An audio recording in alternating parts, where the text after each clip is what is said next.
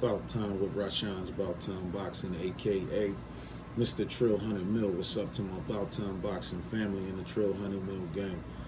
Thank you to every single one of y'all who has been taking out the time to watch the videos, like the videos, share the videos, and leave the comments. If you have not already subscribed to the channel and you're watching this video or any of my videos for the first time, please subscribe to the channel. Don't forget to encourage others to subscribe to the channel and hit the notification button to stay up on the latest with Rashan's Bout Time Boxing. Please subscribe to and support the following channels: Rebel Life Boxing, E Thriller, Bud Crawford Beats Easy, Ralph Spence, Nate's Boxing Nation, YSM Boxing, Hustler's Home, Musically Zone, Always Talk Boxing. I know I'm leaving somebody out. Isaiah Tilson, and it's a youngin' who got a channel. It's called Nabs Boxing Media, NABZZ Boxing Media, or Media Boxing. So subscribe to his channel too as well. But all the channels that I rock with, they will be in the description box below. So if I left anybody out, it'll be in the description box. But please support those other channels and subscribe to those channels too as well.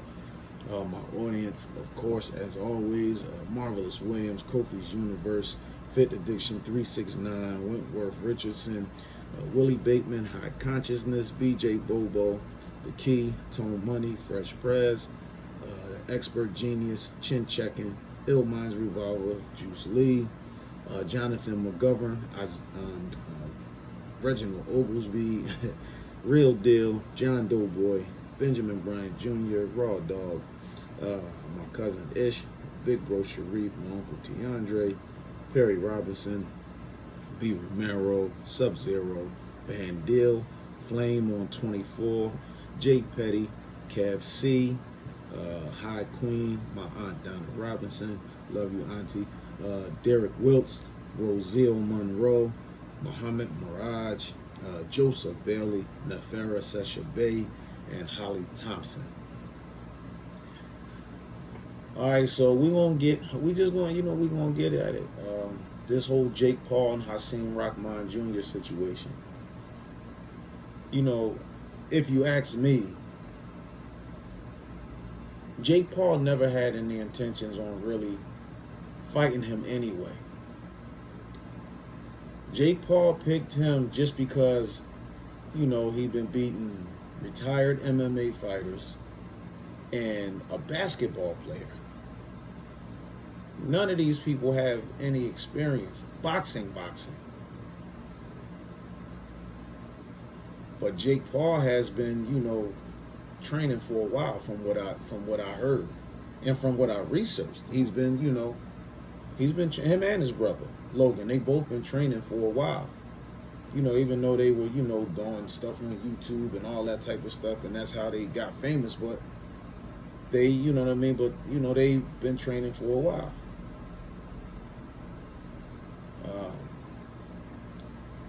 He was bigger than Nate Robinson when he fought Nate Robinson. He was bigger than Tyron Woodley. Didn't outweigh him by much, but still a little bigger. But one of the things that Jake Paul says in a lot of his interviews is that he's always looking to challenge himself. He's always looking for new challenges. But the one thing that the media and everybody else were questioning, well, if boxing is what you claim you love and what you're doing full time, then why you keep picking these MMA fighters and other people? Why you not fighting no real boxers? Why you not fighting no real boxers? And that's because, again, like somebody had told them before, like, yo, listen, this is something on your bucket list. Y'all got a bucket list. This all, y'all not really serious about it, but Jake Paul says he's serious about And everybody's saying, well, you ain't fighting no real fighters though. You ain't fighting no established boxers, nobody that's been, in the game and that's active and all that. So he go pull a slick move. So he's sparring with these fighters behind closed doors and getting his team only to record the good parts, because this is what he's doing to try to build him up. Because there's no way in the world Steven Espinoza would have gave, and this is not a shot at Steven Espinoza, but there's no way in the world Steven Espinoza would have given anybody else a contract with Showtime and let them fight on pay-per-view, fighting these kind of people. Other fighters had to work their entire career, and they get on the second half of their career and almost towards the end before they get an opportunity to fight pay-per-view, if they get the opportunity. So listen, I get it, y'all. Y'all gonna say, oh, because Jake has a huge social media following. They generate a lot of money. And to that I say, yep, that's the only reason he has a contract with Showtime. It's because of the money. It has nothing to do with his skill or anything like that. It's about the money that he can generate for the network. That's why they letting him fight on pay-per-view, because they cashing out on him. And he's making money too. But if you think you're going to get some stripes from me, fake fraud, Jake Paul, ain't going to happen, bro. Now, you chose to fight HASIM Rahman Jr., who was somebody who was trying to work with you and help you behind closed doors. And then y'all try to, handicap these fighters and make it seem like you holding your own against them, in these sparring sessions, when you really handicapping them. You try to take away their best things, or the things that they do best, or they only can use one hand and all, and they can't, do certain things, because y'all know it's going to make y'all look bad, and y'all don't want nobody getting those snippets of that and posting that up. Just like HASIM Rahman Jr. said, why don't you put up the part when you turned your back and you ran? He's a runner, he's a track star. You see what I'm saying? So why you didn't put why you didn't put that up? Because it's out there. But see, Jake Paul knew he bit off more than he can chew with choosing to fight HASIM Rahman Jr. You could see it all in his face at the press conference. And all of the stuff that he was doing, trying to get under, trying to get underneath people's skin and all that, he couldn't do it to HASIM Rahman Jr. HASIM Rahman was too poised, he was too composed, he was too calm, he was on his game. Everything Jake Paul tried to do, he came right back at him, smooth and easy. And then he tried to make it seem, and then they did send him the contract, and said, oh, this the contract, take it or leave it. No negotiations, no nothing, take it or leave it. Because you know why they did that? Because they were hoping that HASIM Rahman would be like, well, hold up, we need to negotiate some things. Oh, no, that's it, you lost. So now you can go out and say, well, Jake Paul attempted to fight a real fighter. He attempted to fight HASIM Rahman Jr., but he turned the contract down. But leaving out all the little details in the, that he put in the term sheet. Oh yeah, so for some of y'all who don't know, it's a term sheet that, that's with the contract. Because it has to be certain things put down, the term sheet. And the terms have to be met before the contract can be signed. And if you accept the terms, then the contract is signed. So you can't fault HASIM Rahman Jr. because, he was taking advantage, not taking advantage of opportunity, but he was seizing an opportunity that was coming his way. And he was going to get a chance to expose Jake Paul. And Jake Paul knew it. He knew it. He knew it. That's why, they put in there, they wanted him to drain himself out. And they know that he just, came off of fighting, I think his name is Mackenzie Morrison, Tommy Morrison's son. And for the people who talked about that fight, I don't know what y'all who talked about how bad HASIM Rahman Jr. looked in that fight. I don't know what y'all saw. But up until, he, got knocked down, or you know what I'm saying, he was boxing beautiful in the fight. And he was winning every round before before the referee stopped the fight. But he accepted, the fact that the referee stopped that fight. All right, but now we talking about Jake Paul, the fake fraud, who trying to make it seem like he wants to fight real boxers to prove that he's on that level. Because see, until he fights a real fighter, somebody was, with a record who's been in the amateurs and all that type of stuff, since this is what he loved to do, you're not going to get no credit for knocking out an NBA basketball player. Nate Robinson is what, 5'8"? He was 180 pounds. You outweighed him by 9 or 10 pounds. That's why, if you really looking to challenge yourself and to do, and to do different things like you claim, then why not fight at heavyweight? What's wrong with going up to heavyweight and fighting at heavyweight? If you always looking for new challenges, that's a new challenge for you. Now you can say you went up in a different weight class. But no, instead, you want to try to do this bait and switch. Flip the script. That's why I say that every hip side, there's a flip side. Flip side is, okay, you know what I mean? Here's the hip side. Yeah, we want to fight HASIM Rahman Jr. We're going to send him a contract, because we're trying to prove that we can fight a real boxer now. We could beat a real boxer. Flip side is, shh, but don't tell everybody. We put a rematch clause in the contract, and we trying to make him drain himself out, and we figured, that he's not going to be able to make the weight in time, and we're going to make him give us weekly reports of his weight. Why do you think they wanted weekly reports of his weight? Why do you think they wanted weekly reports of his weight? So Jake Paul can do exactly what he did. Cancel this fight and say, oh, well, I can't believe how much of a bitch HASIM Rahman Jr. is. He didn't cancel the fight. You did. And this is what you wanted to happen, so that you could get out of the fight. So he can say, well, I tried to fight a real fighter, and y'all seeing it. So that way, so now once he can continue on fighting MMA fighters or soccer players, or football players or movie actors or whatever it is, he gonna go on continue fighting, so that he can keep trying to say that, oh, well, I'm undefeated, I'm 5-0 with 4 knockouts. But you ain't really beat nobody, dude. And there's no insult to the MMA fighters and the Nate Robinson. Nate Robinson not a boxer.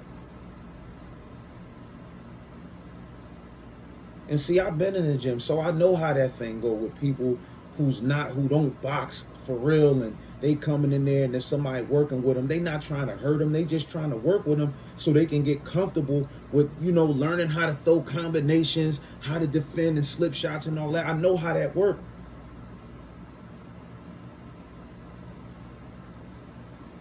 So don't think, you pulling the wool over somebody, over the public's eyes, man, with canceling the fight and then trying to blame it on HASIM Rahman Jr. and talking about him and Tommy Fury cost you and your partners millions of dollars. No, you cost your partners millions of dollars. I don't know about Tommy Fury, but when it comes to HASIM Rahman Jr., you definitely, that's all on you. Jake Paul fake fraud, that's on you. Because you could have still fought him, but why didn't you? Because you knew HASIM Rahman was going to be true to form to what he said at the press conference. I'm going to fuck you up. And you knew he was going to do that. You knew it. I saw the nervousness in your face at the press conference after he said it. You chewing on the side of your face, staring, your pupils dilating and you looking all paranoid. Oh yeah, you were scared. So now you can go on and keep building your resume off of beating nobodies. And I'm telling y'all, don't be fooled by this clown. Don't be fooled by this clown, Jake Paul. Don't be fooled by this man. He only called HASIM Rahman Jr. out, put his name out there for one or two reasons. One, when he first offered him the fight, he didn't think he was going to take the fight because it was a take it or leave it thing. So if he would have rejected it then Jake Paul would have said, well, we offered HASIM Rahman Jr. to fight. He turned it down. But leaving out all of these details, oh yeah, see, this is the bullshit and biased stuff that go on behind the scenes with boxing. You hear about fighters turning down fights and this, that, and the third, but you don't know why. You don't know what the terms were. And seeing Jake Paul tried to keep all that stuff out. And see, he ain't think HASIM Rahman. See, HASIM Rahman Jr. is an intelligent young man. And very well articulated. And Jake Paul wasn't expecting that. That's why when he was trying to put the stuff out there, Jake Paul said, man, stop it. Don't leave this out. Don't leave that out. Tell him about this. Tell him about that. See, you giving them one side of things. You know what I mean? There's always 2 or 3 sides to every story. There's one side, then the other person's side, then there's one side, the other person's side, and then what actually happened. And Jake Paul is lying about a lot of things. And if you're really trying to prove that, okay, well, why won't you fight somebody like Andrew Tabiti then? He's a cruiserweight. He can make the weight. Why don't you fight Andrew the Beast Tabiti? Fight him. Or fight Bout Jack. Why don't you fight one of them? Or any other cruiserweight that's out there. See, you're not really trying to prove that you can be the actual fighter who really, you know what I mean, who really got their hands in the game like that. No, you comfortable with fighting these retired MMA fighters who's past their prime, and basketball players who really don't know nothing about boxing. And you comfortable with fighting people that you're better than, but you're not better than HASIM Rahman Jr. And you was going to get exposed August 6th. Yeah, you was. That's why, when he signed the contract, the New York State Athletic Commission wanted a weekly report of his weight. Why? So they could say, all right, look, see, he ain't gonna do it. Let's cancel the fight. He ain't gonna make the weight. Fight is in a week. Ain't no way he gonna do it. They anticipate. Don't you think, man, Jake Paul covered all his bases? They anticipated this. This is what he wanted. This was his out. This was Jake Paul's out. But just like, HASIM Rahman Jr. said, if you was really that, then you'd have fought me at heavyweight. Why not fight me at heavyweight? You trying to challenge yourself? You looking for new challenges? Then come to heavyweight. Fight me at heavyweight. Going to try to drain him down to 200 and then put a rehydration clause. That's that stuff Canelo do. Drain somebody out, then put a rehydration clause in the contract. He did it with Danny Jacobs. And he can't rehydrate more than 210 pounds. Drain him down to 200, to make the weight, but he can't go up to no more than 210 pounds. But then y'all didn't hear Jake Paul slip up in the press conference talking about, when he was talking about, oh, you put the rehydration clause. Jake Paul said, you're going to be weighing 215 pounds on the night of the fight. Why did he say that? And he was going to be weighing 215 pounds on the night of the fight, when the rehydration clause said he couldn't rehydrate more than 10 pounds. So that would be 210 pounds. Where the extra 5 pounds come from? Come on, man. Jake, you ain't fooling nobody, dude. But, like I said, Jake Paul is a fraud, man. Like, he don't get no stripes, no respect from me at all.